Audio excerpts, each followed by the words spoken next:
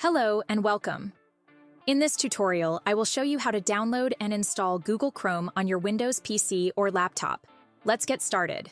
First, open any web browser on your computer.